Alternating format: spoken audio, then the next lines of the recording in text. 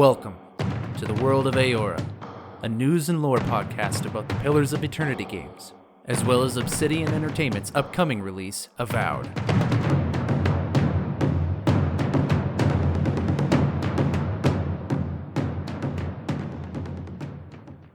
Hello everybody, and welcome to another episode of the World of Eora. I'm your host, Eric, aka Gingerino. Thanks everyone for joining me as we dive into another episode looking at the history, game mechanics, and lore from Pillars of Eternity as we gear up for the release of Avowed, which share the same fantasy setting known as Eora. Today is going to be a short episode, and I'm going to level with you guys 100%, and I think you'll be with me on this. You'll understand where I'm coming from, but I'm just going to be straight up honest with you. I don't have a full episode this week, simply because I've been playing Baldur's Gate 3. As soon as it came out, I started playing it, and every night I've been playing it, and I always say, okay, I'll get an episode done tomorrow, and now the weekend is here, an episode needs to be out tomorrow, and I'm realizing I have plans today, so that's 100% on me. I apologize for my lack of professionalism, though I'm sure many of you can understand. In today's episode, we're going to be discussing another one of the Stronghold adventures, kind of like the Court of Spirits episode I did, except I'm going to try to gear the episode more towards setting up the adventure for tabletop role-playing, as I'm going to talk about the lore. I'm going to give you guys any of the lore that's necessary, so that way any DMs out there, if you're wanting to, say, run this adventure in a different setting, or if you're playing a Dungeons & Dragons game in the World of Eora, I'll give you just the relative lore that you need here, and for those who are just interested in the lore in general, that's what we're going to go through. Before we dive into that, however, there is a little bit of news. Nothing major, but we got a little bit of news, and this actually comes straight from Obsidian Entertainment themselves. They recently released a cosplay guide for the character of Kai, who is the Amauan person that we see in the Avowed gameplay trailer that was seen back in June of this year. In the cosplay guide, we get to see an entire breakdown of Kai's look. We see the kind of clothing and armor he wears, the weapons he has, the skin tones that he has, the color of his eyes, a couple of accessories, just everything you'd need to do a well done and thorough but accessible cosplay for Kai. We do learn a little bit about Kai in the meantime, nothing that we either didn't know already or are surprised to hear, but it's still it's good to see this. So if you're on Obsidian Entertainment's website, you can find this official Avowed Kai cosplay guide, and what we learn at the very beginning, just starting at the top of the webpage, it says when you first enter the Living Lands, which is the setting for Avowed, you'll be introduced to Kai, a coastal Amala currently residing in this plagued and wild island found in Eora. So right off the bat, from that, we learn some things when we first enter the Living Lands. So right away, very shortly after arriving at the setting that Avowed's taking place in, we'll be introduced to Kai. We don't know how, we don't know under what circumstances, if it's prearranged that we're meeting them and they're kind of our island guide, or if we intercede on something that he's caught in some sort of altercation and we help get him out of it. We don't really know. It talks a little bit here. It says the plagued and wild island, which is referring to the Living Land itself. So they're calling it an island, not a continent, which is kind of consistent, I suppose. Living Lands, I think, is made to be its own big area, kind of like Deadfire Archipelago, but technically it's not its own continent. We did know it was plagued. Kai is a former soldier. His idealistic and pragmatic temperament is perfect for your first companion, as he will help guide you as you venture out into this wild frontier. I love all the information we're getting out there as you read between the lines. So former soldier and is a coastal Amawa. It very likely means that he used to be someone who worked in the Rauatai naval force, because Rauatai is mostly comprised of coastal Amawans, and they had a very world-renowned naval force. And so it sounds like Kai used to be a soldier in that navy. We also get these characteristics of his personality. He's idealistic and pragmatic. That's his temperament anyways. So if you were wanting to do, say, a Pillars of Eternity 2 Deadfire gameplay run, those would be some ways to roleplay the character.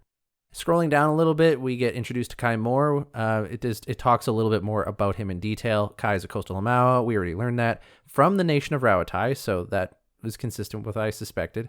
And given his military experience and exploits in the Living Lands, he retains a groomed aesthetic as well as in maintaining his physical fitness. And that's just important for the cosplay guide. I don't think that that's necessarily something important for the game. He prefers not to overburden himself with heavy armor and instead relies on skill and speed over bulky defenses like many Rauataian naval fighters. This makes me wonder if you were to play a character like Kai in Pillars of Eternity, if he would be either a fighter or if he would be a bard. Not a bard, sorry, a barbarian. I don't know why I said bard. Because he doesn't really like having heavy armor, so maybe he doesn't prefer to have any. But the armor he is wearing, or at least the articles of clothing he's wearing, could be interpreted as light armor. So maybe he is a fighter of some sort or a rogue, who knows. As a companion, he's laid back and experienced. He's the most stable and straightforward, and he'd be the one that apparently you'd vote most likely to have a beer with. So that's who we can get forward to when we get to meet Kai in the game of Avowed. But yeah, so that's everything newsworthy that I thought I'd bring up to you today. So if you're a cosplayer out there, go onto the Avowed website on Obsidian's main website, and you can access this just on their webpage, or you can download a PDF so that you can kind of blow up the image and look at it in a little more detail. And if any of you there are cosplayers or know people who are cosplayers, like, hand this off to them, because like I really want to see people take this to the next level. So if anyone out there is listening, get the word out to people who might be into this kind of thing, because I think it would be cool to see some Pillars of Eternity / Avowed cosplay going on. I love this stuff. So there you go. That being said, let's dive into the lore today. We're going to be talking about the off-screen companion adventure from Pillars of Eternity 1 called A Forgotten Hollow. I'm curious. What exactly did you find there? So just as a reminder, a off-screen companion adventure from the first Pillars game, it's exactly what it sounds like. It's a companion adventure. So it's an adventure that not you, the player character, goes on, but it's an adventure that you send one of your companions on, and it happens off-screen, so you don't hear about it. The reason that you would do this in the game of Pillars of Eternity is because at some point in the game's narrative, you become the owner and proprietor of a stronghold known as Cad Nua. And being the owner and proprietor of this stronghold, you are in charge of making decisions for it. And sometimes people will come to you with a plea for help. Sometimes people will come to you because you're kind of like a big figurehead in this local area, asking for favors or to serve the people that you are protecting or keeping in your area. And as a result, you have to decide how you're going to handle it. And what you can often do is you can send one of your companions that you're not bringing with you through the story of the Pillars game. You can just send one of those companions to do the thing for you. You can never go do it yourself. It's purposely things for your companion to do. And as a result, in terms of gameplay stuff, you usually will get a certain amount of money back for it as a reward, and you'll usually get a unique item as well. So in this off-screen companion adventure, it's called A Forgotten Hollow. And I'm going to pitch this whole thing to you from the perspective of a player, like what the hook and what's going on. And then I'm going to move into what a dungeon master might want to do, or a GM, a game master might want to do if you're playing like Pathfinder or something, for what's going on in the background, how it might be resolved, at least as far as it's written here. I am, of course, going to dive into the lore of everything that's involved here. So not only that you, the player, or the GM know the lore of what's going on, but also because you're listening to a lore podcast on Pillars of Eternity. Like, of course, we're going to talk about this stuff. So here we go. A Forgotten Hollow. Here's the pitch. 20 years ago, a woodsman in Loghome, which is the name of a location, capital L Loghome, had a gift bearer of Andra bury the painful memories of his dead wife somewhere in the dense forest known as Blackfear. Now, I'll talk about what a gift bearer of Andra is in a second. Since his recent death, his daughter has been searching for information about her mother. Her father left no clues, and the gift bearer has only been seen twice by locals in the last decade. So that's the pitch for the adventure. There was this woodsman in the town of Loghome. He had a wife, but then she died, and he was grieving for her, and he had painful memories. So he had a person who is called a gift bearer of Andra take these mementos that he has and has her bury them in a place that he doesn't know about, apparently in a dense forest known as Blackweir, sorry.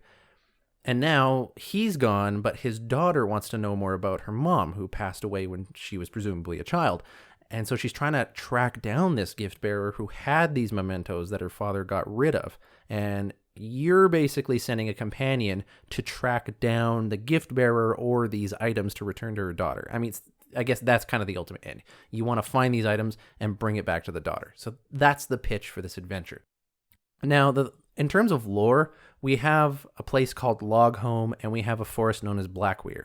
We don't go to either of these locations in Pillars of Eternity, the game, so they're not one that you can refer to a map. You're going to have to kind of create your own village, but there's plenty of resources online or even other games that you can kind of copy from to make a village or make a forested area.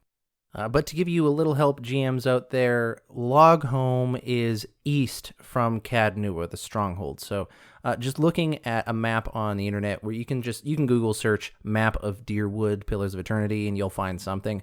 Cad Nua is one of the locations that you'll be familiar with from Pillars of Eternity, and if you're heading east, you do have to go across a river. You get to a small village known as Logholm. I don't know where Blackweir is. I can't find it on the map. Maybe I'm just missing it. But it's probably a wooded area close to there. Now, promising to get to the more interesting part of the lore here, which has to do with gift bearers of Andra. If you're not familiar with what that is, I'll tell you now. Now, Andra is one of the gods that exist within this world. So just like in other fantasy settings, there are deities, there are pantheons of gods that are in control or oversee different aspects of reality.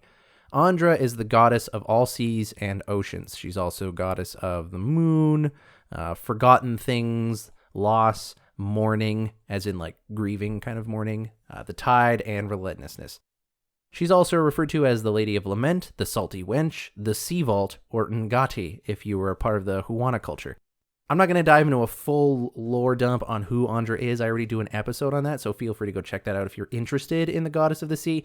But it mainly has to do with the ocean, obviously, and the sea, which is why she's called the Salty Wench. But she's also very tied to forgetfulness and grieving.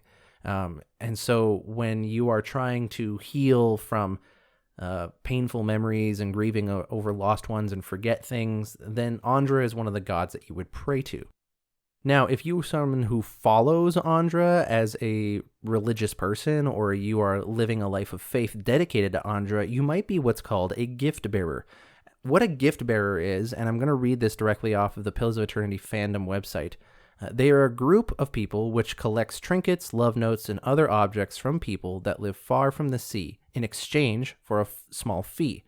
These objects are then cast into the ocean or dropped in a particularly deep spot during the special ceremony, and there have been some cases of gift bearers abusing their responsibility, which has led them to be mistrusted or even attacked in some areas. So a gift bearer is essentially somebody that will, on your behalf, they will take a memento of a person's memory and they will get rid of it for you. And there's a couple reasons for this. One, if you are a faithful follower of Andra, then part of living out that faith in your life is when you are going through a grieving process, you have to ritualistically let go of that pain and that memory by taking objects that are attached to that memory and casting it into the ocean.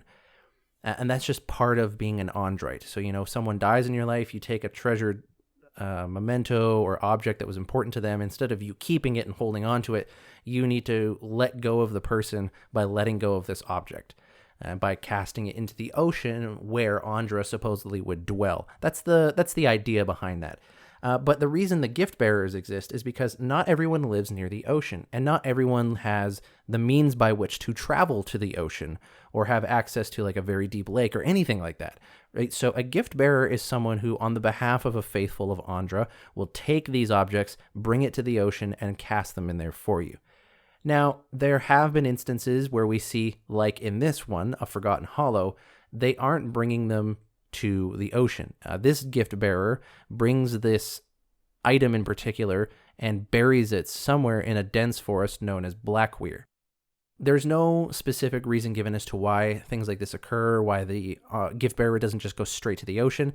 I think there are certain circumstances where perhaps casting into the ocean is not necessary. The point is that you're just getting away from the person, or perhaps this woodsman is not a Andrite faithful person, and so that isn't that important to them, that the stuff get thrown to the ocean, they just want it gone. But the gift bearer is still doing their faithful due diligence by helping get rid of it. And burying it in the woods is probably convenient, allows them to come back and do more. So whatever reasons you as the DM think is good for that. But yeah, that's what a gift bearer of Andra does. They live out Andra's will by taking people's stuff and getting rid of it for you so that it's not a painful memory that you're just holding on to for your whole life. They do charge a fee for it. It's a weird thing to charge a fee for, but hey, there you go. That's what's going on. Now, it's at this point that I'm going to jump into one of the potential conclusions for this adventure. So if you are someone who wants to maybe play this tabletop role-playing game, but you don't want to be a GM, you just want to be a player, maybe consider jumping off now. But otherwise, I'll read to you what Obsidian's canon ending to this adventure is. By tracking down the gift bearer, companion, which is whoever you send out to do this mission, was able to deduce the resting place of the girl's mother's belongings, an ancient dead oak. Unfortunately, the great tree had become a host of a large colony of wood beetles. With some careful scouting and more than a little fighting, the companion retrieved the belongings and returned them to the girl. However, she realized that a curious wooden ring among the items had not belonged to her mother. She gave it to the companion in thanks. So that's the conclusion to A Forgotten Hollow, the off-screen companion adventure in Pillars of Eternity. So if you were running this as a tabletop role-playing game, you, as the DM or the GM, you would have to find a way for the players to track down the gift bearer, who apparently frequents this area around Logholm, but or not frequents, but they have to have a way to track down the gift bearer. So you got to do that part. Use whatever information they gather from there to be able to deduce where the resting place of this girl's mother's stuff is buried, which is under an ancient dead oak tree. Surrounded by the oak tree is a colony of wood beetles, so you'll need to look up a bestiary entry for wood beetles and prepare the battlefield, I suppose. So it's not a ton of stuff. You just need a gift bearer, how they would find them, have them find the oak tree, create a battle map for just fighting a bunch of beetles around a big old oak tree, and then they get the reward as a result. Now, of course, since you might be doing this in a tabletop role-playing game, obviously it doesn't have to go this way. You can change things the way you want. Maybe your players will just steal everything, so you can decide what the loot would be from there, what the mementos would be. However, the ring that this girl gives the companion in thanks is called Weirwood ring. It's a unique ring that is tied to this quest, and there's no specific lore about it. Like, if you go and you read the lore, it just says that it was given to you from this girl because somebody found the contents of her lost mother, blah, blah, blah, blah, blah. The whole story I just gave you. The only thing that's special about it would be its powers. So it has damage resistance against corrosion and freezing, and it has the liberating quality, which means you're immune to the stuck status. And it looks like a ring made of wood.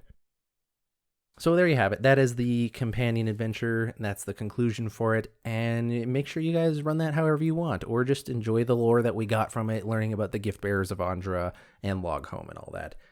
That being said, this is everything for today's episode, so I'm going to close it out pretty soon.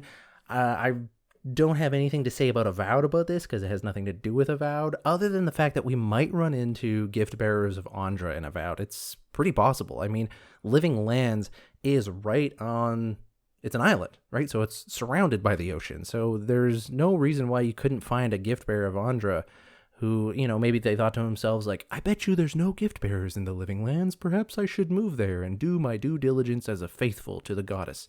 It's very possible. So we could run into gift bearers. Maybe you'll be able to roleplay as one. Who knows? I highly doubt it, actually. Your background's kind of chosen for you. Doesn't seem like you're an Andrite in this world, but who knows? We'll see. Is an oath worth the weight of a crown? If anyone's been playing Baldur's Gate 3, send me a message. Let me know what character you made. I've been playing since the first day. I did get that save glitch where the game just can't save because it's constantly syncing.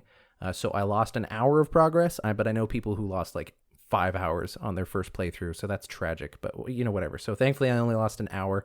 I did have to like redo my character and all that kind of stuff, but whatever. I was able to bust through that in half an hour now that I knew what I was doing. I've decided to, for this game, play a character rather than just do my typical thing. I don't know what you guys do. I normally when I play RPGs, I just make my character. I call them Gingerino, and they always play the same, where I'm always trying to do generally good things, normally kind of like playing the hero. I try not to make anybody upset. I try to keep as many people in my favor as possible. And maximize the amount of options I have and see as many as parts of the quest as I can. Like, I try not to close off quest lines and all that kind of stuff. This time I'm playing Baldur's Gate 3 with a specific character in mind. So I've created a wood elf monk who was formerly a guild artisan and is now a monk, obviously. And I do have a little bit of Pillars of Eternity inspiration for it. Her name is Broken Branch, because I've always loved the names, like Three Tusk Stalgar or Twice Split Arrows or things like that. I like when you name people after objective concrete things. I don't know why. I just thought that was always really like fantasy-esque or special. So I named them Broken Branch, which has got a Pillars of Eternity reference to it, if you know what it is. Wink, wink. You might not. I don't know. I am role-playing this character as someone who thinks that they're smart, but they actually have an intelligence of 8. And how I roleplay that is every time I have an intelligence check, I take it, even though I'm probably going to fail the intelligence check. And whatever happens as a result, I just pretend that that's real. Thanks, everybody, for listening to today's episode. If you have any questions, comments, criticisms, concerns, or you just want to reach out and ask a question, whether related to the games, the lore, or what have you, feel free to reach out to me, worldofeora@gmail.com, or my Twitter page, @worldofeora. I love having conversations about this stuff, and I'm really into it.